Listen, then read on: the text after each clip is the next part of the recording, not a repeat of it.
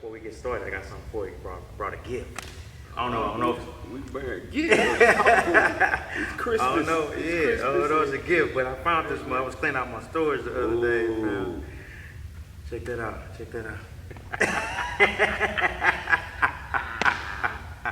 Wow. Yeah, throwback. Man. For sure, man. Yes, straight throwback. For sure. Figuratively. Yeah. So we got throwbacks on. We got throwbacks on. My name is Glenn Hadley Jr., hailing from St. Louis, Missouri, currently living in Houston, Texas. Father, husband, friend, mentor, just trying to be me every day. Okay.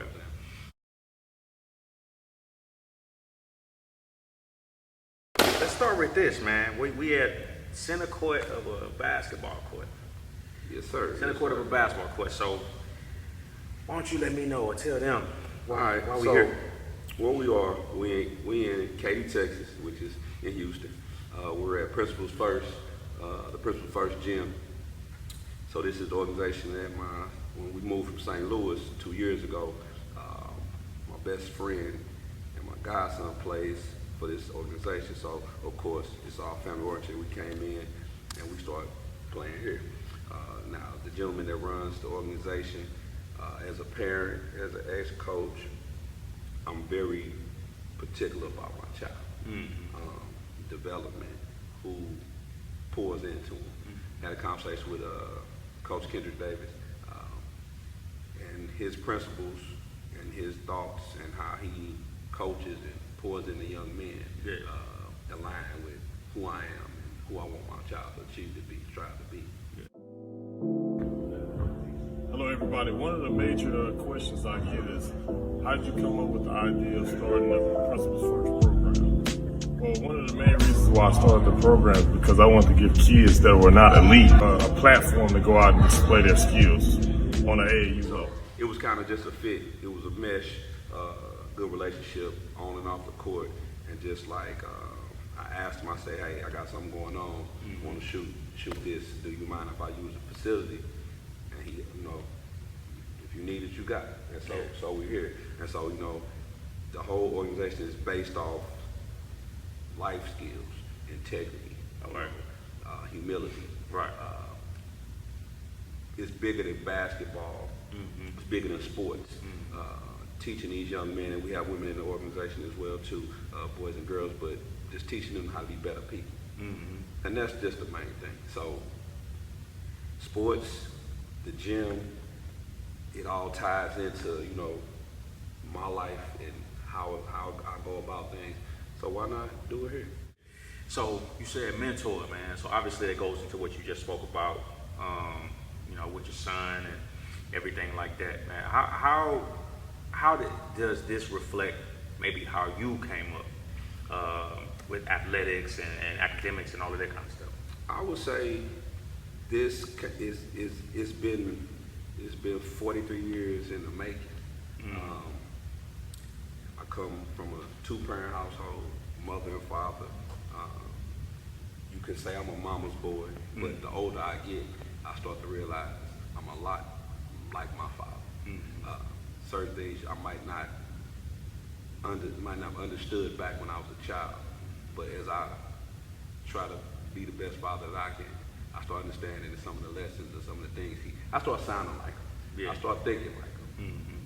But I was into sports. I played football, basketball, ran track in high school. Went to college, played Division I football and ran track as well. And so sports have been a part of me. Family has been a part of me, and I get to intertwine the two. Sports has taught me a lot about life. It's taught me how to, get along with people, deal with people that you like, you don't like, how to set my feelings aside, or things aside to achieve a goal. Right. And sometimes in life, that's what we have to do. But it's one of those things where it's all intertwined. There's no me without sports. There's no sports without me. But without family and that foundation, I'm not here at all. Yeah. So. Yeah. I feel like similarly, man. Like just looking from the outside, looking in. Like I remember from my perspective, when I met you, your father always being there. He was sort of like big pops or big uncle to all of us, right, at the school. Everybody's dad, man. He's like that type of guy. So to see you taking on that same type of role speaks volumes to a couple of things. Number one, like how the images that we see and how it impacts what we become and how we influence other people. Whether we did it intentionally or not, it just kind of shows up that way. Just knowing that this has always been tied to you, athletics, health, all of that stuff. I want you to talk about that too, because you're a personal trainer and many other things, right? Athletes. So let's talk about your path with that. Well, my path is kind of unorthodox, but health is wealth. It's a cliche, but I tell people like this all the time. You get one body. So let's use the example of a car. If you know you're only getting one car, you're gonna do everything you can to make sure that car lasts as long as possible. You're gonna put the best gas in it. You're gonna get the tires rotated. You're gonna wash it. You're not gonna let people eat it, So you're gonna take care of it.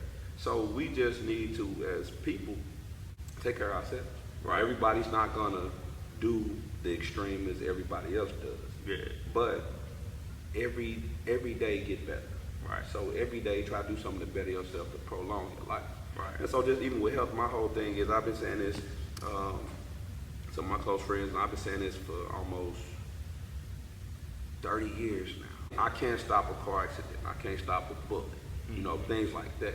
Right. But as far as health-wise, I can try my best every day to prevent or prolong inevitable. So why not go a little harder? Why not go to the gym? Why not work out? Right. A lot of times it's just about getting up and moving. Like we, in this society, in this day and age, everything is at your fingertips. You can order groceries from your phone, order food from your phone. You don't have to leave your house. Yeah. Which is convenient, but those little things that we don't do. So now, people are spend an extra 10 minutes driving around the parking lot instead of just parking in the back, just walking up to the front. So it's the little things like that, and I'm not perfect. I don't eat the best all the time, but I'm just trying to do better. Plus, even working out is like my vice. It gets me through. When I have tough times, I work out. When I'm upset, I work out. When I'm happy, I work out. When I'm trying to be creative, I'm creative when I'm working out because my mind is free. I can flow. But I've always tied working out to good things in life. Sometimes you tie it to bad things in life, but it drives me. And if I can work out and show, my family that hey, I can do it, then they can do it. I got my uncle. One of my mom's older brothers, Uncle Pokey. He literally still works out, He works out. He wasn't all the workout guy, but I would randomly get a picture from my uncle, him flexing, him saying I just did my workout, But that's our connection, But just knowing that something as small, simple as that can motivate or impact people that you don't even think they're watching or paying attention. Why would I think my uncle was looking at me for guidance or just, something like that? And it motivates me to go hard. Knowing my little guy's watching me, my thing is this: if I can do it, that means he can do it. Same thing. I saw my dad get up and go to work and take care of 9 kids and do all kind of things. So what's my excuse? I don't have one. The part about your uncle sending you pictures and things like that, flexing, and again, this is another example of someone in your life who painted a picture for you, who was an example for you, and whether it was on purpose or just indirectly, this is who you've become. Same thing with your pops always being there, like you said, taking care of 9 kids, working, but made sure that when he had the time, he showed up at your track meets, at your basketball games, whatever it is, football games. So I think bringing us full circle. So let's talk about this. How important is it? Like, let's say somebody, it could be a child, it could be an adult, somebody trying to get going. Like, how important is it to have mentorship? whether you're trying to start a business or anything like that, how's it important to have somebody in front of you that can give you some blueprint, or if nothing else, just somebody that you can model yourself after? I think it's important in all aspects. If you have someone or something that you can look up to or look to achieve, you have a blueprint.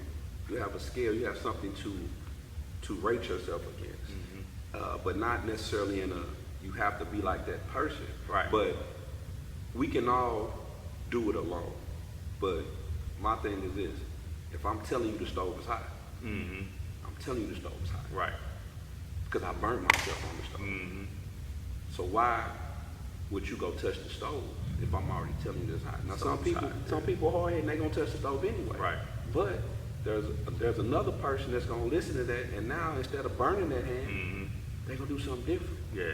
They gonna turn around and mix it on up. Mix it on. They gonna get on the stove and start cooking. Right. You know right, what I'm saying? Right. But having a mentor or just being able to look up to somebody or even ask questions, bounce ideas. You don't necessarily even need answers, but having somebody there to say, you know what, I'm thinking about this, trying this, what do you think about that? Yeah. Just having somebody to get another perspective, because, I mean, human nature is you're going to think that your idea, or because you're saying it, you're right, that it's the best because it's coming from you, because we all think highly of ourselves, and if we didn't, it's, it's just not, it's not normal. Right. But to have somebody to say, hey, I'm thinking about starting this business, or I'm thinking about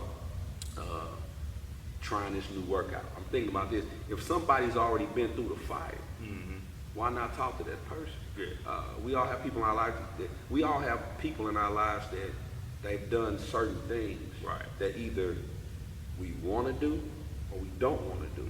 But either way, we can learn from it. Yeah. It's not necessarily negatively. Right. Everybody has a family member that, they made a wrong turn, or they went the wrong way, and they might have come back from it. Yeah. But why do we have to do the same thing or Yeah. follow the same path if we don't have to? Yeah. Because our pride won't let us say, hey, Right. I understand you, like I say, you going on the vegan path. So if I'm looking to go on the vegan path, why wouldn't I ask you, hey, to get started, what did you do? Right. What should I try? Right. It makes things simple. Yeah. Why make things hard if we don't have to? From a spiritual standpoint, I know that my life is not mine. I know that I was created with a purpose, and majority of what that purpose is, actually most of what that purpose is tied to someone else. It may not be someone that I even know, right? Or it could be the direct influences I have, nieces and nephews, family members, cousins, siblings, whatever it is. So now the things that I used to, like you said, have doubts about, or maybe feel like, maybe I want to do this, maybe I don't want to do this. I'm starting to understand that it's not really about me. Right. And so even the times where I don't feel motivated as an individual, that's the thing that keeps me going, is that there's somebody, that thing that keeps popping up in my head. I got to do this idea. Like I said, we're going to talk about the clothing line in a minute, but when you come up with these ideas, there's something, all of that is tied to your purpose. And God gives us those things, right? Like those are not coincidental. Like we know that thing that keeps eating at you all the time, we 9 times out of 10, most people don't bite into that, right? They usually think of all the ways that it could go wrong, or what resources they don't have, instead of just starting from where they are and then allowing those things to kind of motivate other people or motivate themselves by seeing the progress, whatever. So talk about that, man. Like, what is it for you when you understand that, whether it's you going to the gym or posting yourself at the gym on social media, or posting yourself with your clothing line, and like people seeing from like beginning of it and then like where it is now and where you're planning to go with it. But talk about that. How important is that to you, to make sure that you're going in spite of like what you may feel on that particular day? You never know. It's kind of like this. Kobe said a long time ago, the reason I go so hard, the reason I play through the pain, is because it's always that one person that may never have seen me play, and it's their first time. They save money to come and see. They save money. They might book a flight. They take off work. Yeah. They do all this to come see you, and then you don't show up. So my thing is, every day show up. That's Because good. you never That's know good. who's watching, who Yeah. you might affect. Yeah. But the same thing is you never know who might affect you. Right. Because we've had days where the day starts bad. Yeah. Wake up on the wrong side of the bed, things not going right. Right. But then it's that one person you come across that path, and it might be inadvertently, and it change your whole perspective or your attitude for that day. Right. But you can be that same beacon of light. You can be that same, game changer to somebody else. Even as a culture, in spite of, we still have done, and we're still doing it. Still doing. We didn't necessarily get the silver spoon or get all the perks, but we're still here. We're still thriving. Still thriving. So why not keep trying to strive? Because it's all for us. It's always younger people watching, and if you can inspire and change one, they can inspire and change another one. Yeah. So now it trickles down. My main thing in life, man, honestly, is legacy. Like, that's big. And it's not about how much money you have, what kind of car you drive. It's all about how, when you go, how do people remember you? How did you touch folks? Not, oh yeah, I remember Glenn, he drove this, that, and other. No, I remember Glenn, he did what was right. He got me through some tough times. That thing to where if you have lasting memories, and people have lasting memories of you, then that legacy lives on, and then you live forever. Right. Because you instill it in somebody else. And my thing is trying to create that legacy to where I can live forever, just by touching and impacting people. That's real. Which brings me to like action figure. First of all, we wearing a black action figure right now. We got many different ways. So, but black action figure, man. When I first saw you with it, posting on social media and whatnot, obviously after I hit you up and said I need to get some of those, I got a few of them. Yeah, you got some. Yes, sir. But where did it come from? Where did the name come from? Because it impacted me immediately when I saw it. And I don't know if what I thought about it is what your intent was, but tell me like where it came from. So, 2014, working out, I started training with one of my frat brothers. Shout out to the brothers, KSI. But I started training with my frat brothers, Quintarius. Okay. And so, Q was over at this gym, Eagle Fitness, and I'm going over. It's like a mom and pop gym. We're gonna be working out, and so I'm working out, but he's training this group of people, these males and females, and we're all working out together. But they're training for bodybuilding competitions. But I'm just competitive. So I'm in there with them, and they going through the workouts, I'm going through the workouts. And so as we're working out, I decided, and we're talked into or convinced, say, you should do a show, competition. Okay, well, sports kind of slowed down just a little bit, wasn't really doing that as much. I said I'll try something because competing is competing to me. Right. So now it's not me against this team or me against the next man out here running like the track. It's me versus me, which in life is you versus Really you. what it is, yeah. So what started off as a hashtag, working out, BAF Black Action Figure, turned into something else. What started off as a workout thing has morphed into something more, because what happens is it's not about just being a black action figure, how you're built. It's being a black action figure, what can you do in the community? What action can you take to motivate and push people forward? And it really was one of those things where I was coaching Little League football, my son, and some of my other kids, and it's like small things like I started noticing that the kids were looking up to me. Not my child. I'm dad. Right. But other kids were looking up to me to where at one point I was fasting. And so I wouldn't eat until 12 o'clock.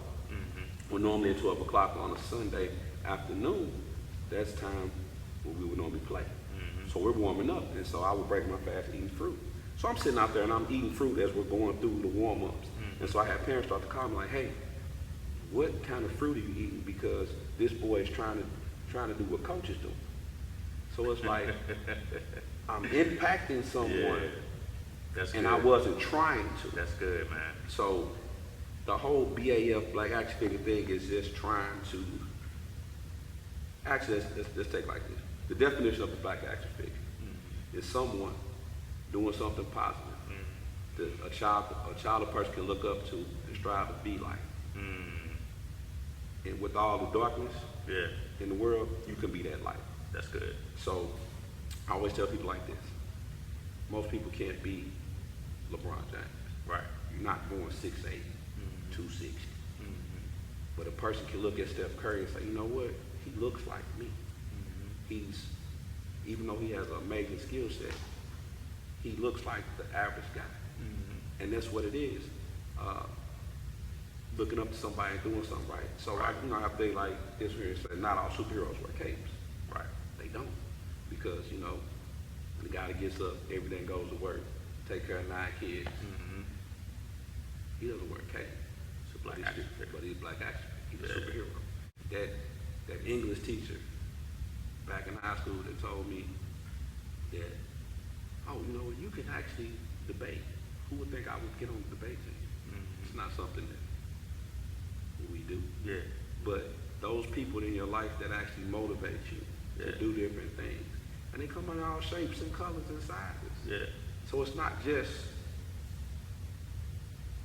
the black man or the guy that works out. But what happens is, as a culture, we're viewed as, people judge us on what they see first. Yeah. So what you see first, you think is this. Yeah. But then we have a whole conversation about what it really is, and then Right. it takes it somewhere else. Yeah. So now you're seeing a person in a different light. Yeah, so it's funny that you mentioned it that way, man, and where it came from and like what the definition of it is, because I think the first thing I thought about was an actual action figure when I saw it. And so like to me, when you have an action figure, when you was a kid, you played with your action figures, these are individuals that you admire. They could have been cartoon characters or whatever it is, but you would manipulate your action figures to do things that maybe even they've never seen them do, but things that you wish that you could do. So now you really, when you playing with your action figure, when you have your action figure in front of you, you're trying to, you're almost dreaming through what you're doing, right? Okay. And so in this particular case, I looked at it kind of like that, like, oh, okay, so I see you out here with your son, coaching, doing all these other kind of things. I know you're doing things on your own as well, but I looked at it as like, okay, the example, right? So the fact that you defined it that way, that's the first thing that I thought about. And I was like, man, that's powerful. I know people, like I said, I know people that know you are gonna say like, oh, okay, like, Glenn always in the gym, Right. so black action figure. But to me, the first thing I thought about was like, nah, this different. It's more than that. It's different, man. It's different. So I really love it. But tell me what's going on with Black Action Figure, and what are you trying to do? What's the goal? How can people get it? The goal is to grow the brand. Just like I said earlier, you can impact one person, one day at a time, one person at a time. Yeah. My goal is to where when I'm done, leave something to my child, but leave something meaningful. Keep going. If I can sell one shirt, if I can sell 1 million shirts, that's what I want to do. But when I go somewhere and I walk in and I see somebody wearing my brand, it touches me. Or when I'm somewhere and I get a call, hey, I just seen a guy in the store and he had got that on.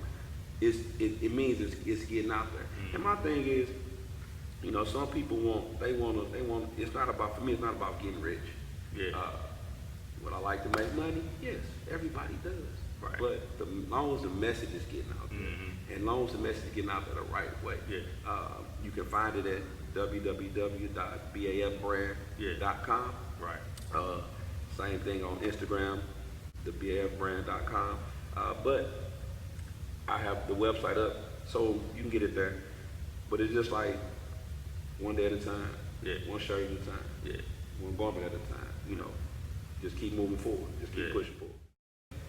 If we wait for things to be right, or we wait for the perfect time, we'll lose it. One thing we can't get back It's time. is time. Yeah. I always say this, 2 things you can't take back is words and time. I can forgive you for some of the things you say, but don't mean I'm going to forget it, because those words have been placed into my head. Right. For the time that what we did yesterday, we can't get that back. Yeah. We can get better from it. We can learn from it. We can move on from it, but we can't get it back. It was kind of, I won't say heaven sent that we even had the conversation to get to where we are today, because I was trying to, it was a couple weeks ago, I'm like, what do I need to do to push my brand more? My thing is this, back home in St. Louis, it was easy for me to go out.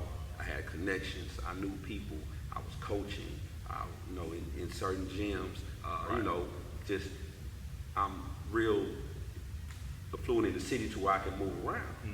But then I moved.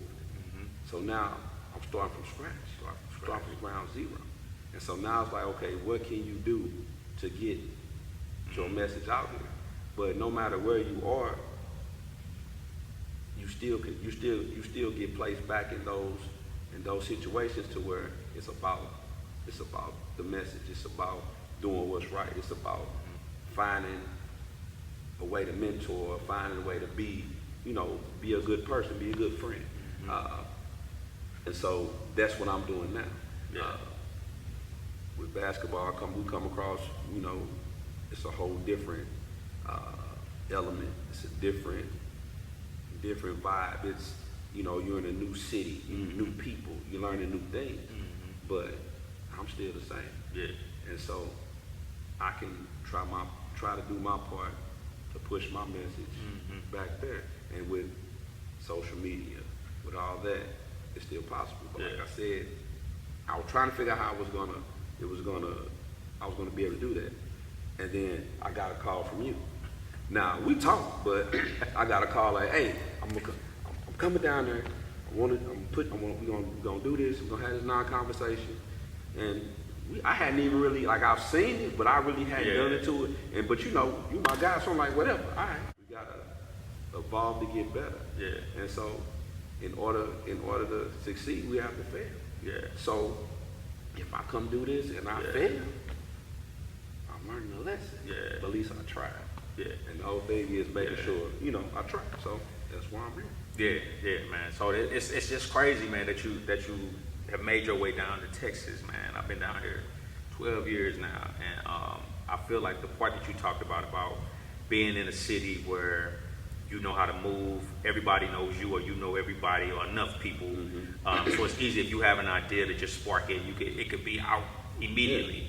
But then to come to a city where you literally are at the bottom of the totem pole as far as notoriety or as far as influence even, and have to build that up. I think the thing that makes it important for people to know is because regardless if you move into a new city, if you start a new job, if you start a new business, if you have children, because you're influencing people, they don't know your past, they just know what they see. Exactly. But it's important to always be true, to who you are. And I think that's another thing that goes into what we're seeing is you can't really have a brand that's called Black Action Figure and have that definition if you are not modeling that, right? And so that's why I want to go back to what we talked about and say, from you seeing what you saw from your father, from your uncle, now you being in a position to where you're that not only for your son, but for other people. And I'm pretty sure that, that's the crazy thing about social media. We live in this age of social media is that you could be doing something every day on social media, and there's people that are driven or inspired by what you're doing that will never say anything to you. Right. And to me, those are the people, to me, like when I'm doing, the non-sheriff or whatever I'm doing, those are the people. Because it's easy to get somebody to leave a comment or leave a DM or whatever it is and say okay, I know that they're inspired by what I'm doing or the message is getting to them. But to me, I'm all about the people that I probably may never hear from. That don't like to click or only look at the what's the name? Don't look at your stories because they don't want to see that you. All of that. Those people, I know that there are people out there that will never let me know, and for no reason I don't need to know. Right. And the same thing for you. Right. But you're inspiring people every day, man. And as far as me calling you and you saying yes, I mean, let me say this because I feel like that has been from jump. I don't really know the ties. I just think we just got cool just off GP. But we knew a lot of the same people, obviously. But one thing I remember is when I first started my little recording career back in the day. It doesn't matter. I don't know that there is a song that I ever did that you heard that I have not heard you sing back to me 5, 6, 10 years later. Yes, sir. And so that's one of those things, man. I feel like also it's important for us to talk about because support within your community, man. Like to me, it's one thing to support you because you know you're my guy and all that kind of stuff, but it's another thing when I know that what you're doing and the message that you're trying to put out is genuine to who you are, and it's something that I can resonate with. Right. You know what I'm saying? It's wanting to be more of a action figure to other people. That's just solid, man. So more than I appreciate you sitting down with me just because we cool. I just think it's a matter of two people that are also out here trying to push something positive forward. Exactly. Yeah. It's like this. I'm a big music guy, right? But I don't like everything. And my thing is this: if I like it, I'm gonna listen to it.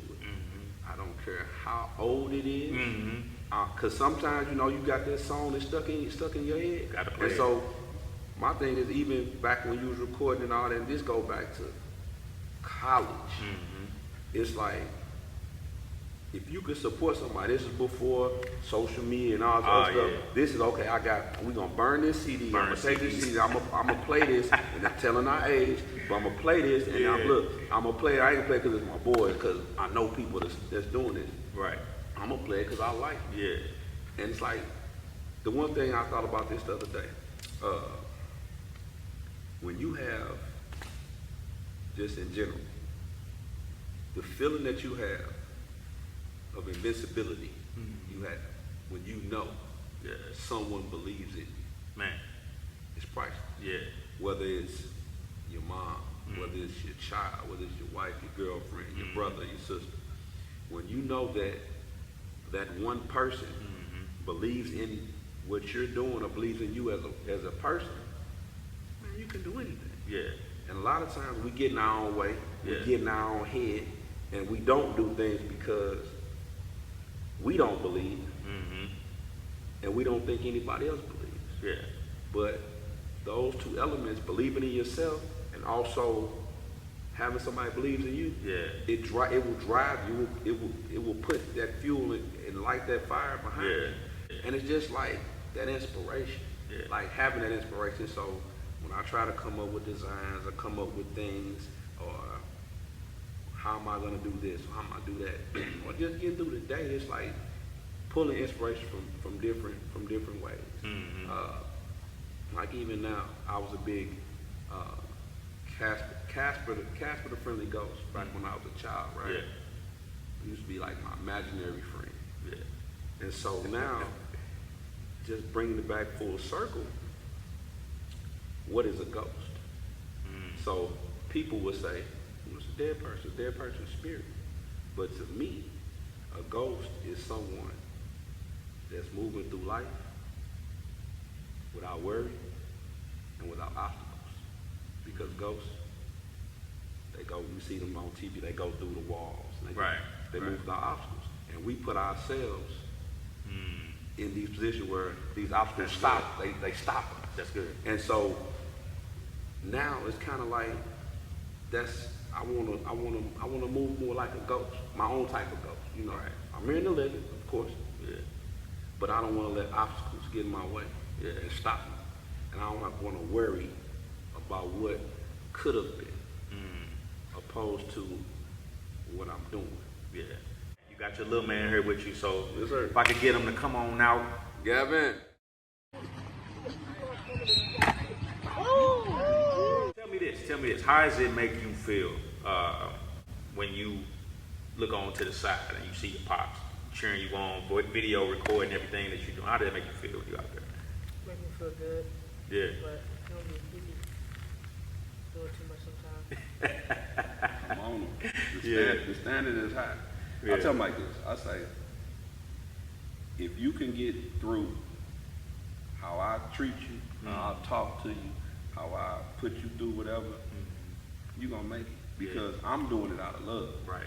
You know, when I was in school, high school, I had a coach. Glidewell was hard on me. Yeah. But he prepared me for college. So when I got to college, I was ready because I was used to what I was going to get. Yeah. But, you know, with him, yeah, at times he might say I'm doing too much, but I said the same thing about my pops, right? Yeah. But then as I got older, those lessons and the reason he was doing certain things, it started coming back. And it's like, you know what? That's why he did that. Mm-hmm. It makes sense now. So I don't expect it for him, you know, at 13 for him to understand it makes sense. Right. But I'm hard on him now at 13 than, you know, than I was at, my dad was on me at 13 because at 13, you know, I'm still doing Right. kitty stuff. Right. But the expectations for him, we always move the bar. We raise it up. So his expectations high, but like I tell him, I'm not gonna ask him to do anything I don't think he can do. He's capable of that doing. he's capable of doing. That's cool. So That's cool. I'm gonna push him, but you know, like it or love it, I'm the number one fan. I'm gonna rock with him regardless. Yeah. So.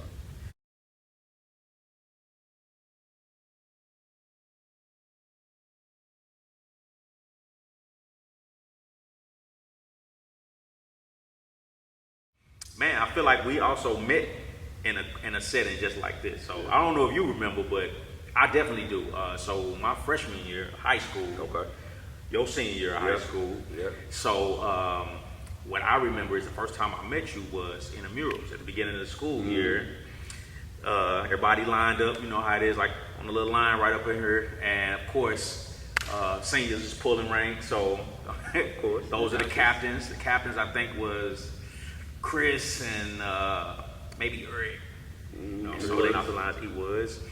And I just knew, I didn't really know too many people, but I was always like my sister, you know, knew everybody. So it was kind of like, we